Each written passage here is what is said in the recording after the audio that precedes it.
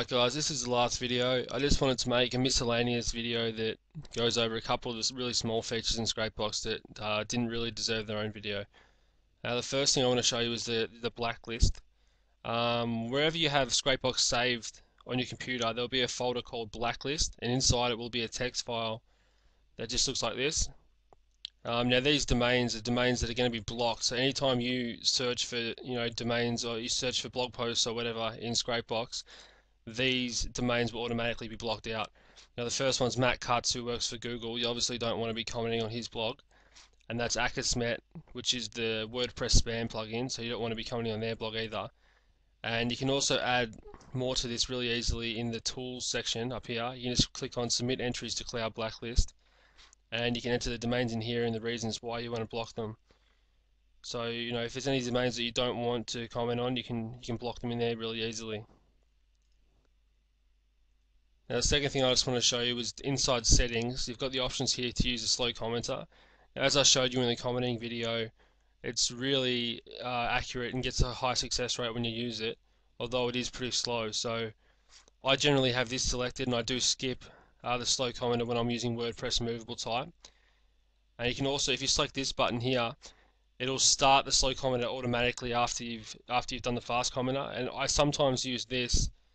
If I'm ready to go to bed, I might start commenting on a huge amount of blogs and just let it go, and then as soon as it's finished, it'll automatically start commenting on the slow commenter while I'm sleeping, and I can let it run through. Well, so I mean that's a good feature to use it. I don't use it that often, but it's helpful.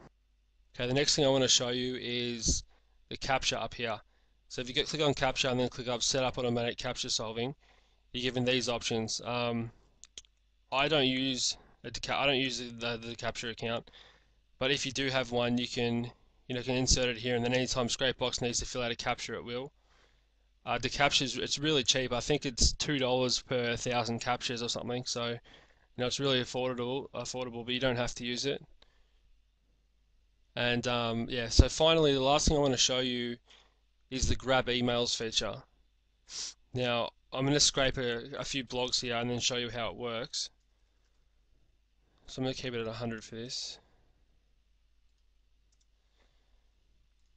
So what this will do, once we've got the list of blogs, we can use Scrapebox to go through them and find all the email addresses of the domains. So we're going to remove the duplicate domains, and now we're going to click grab emails from the harvested URL list.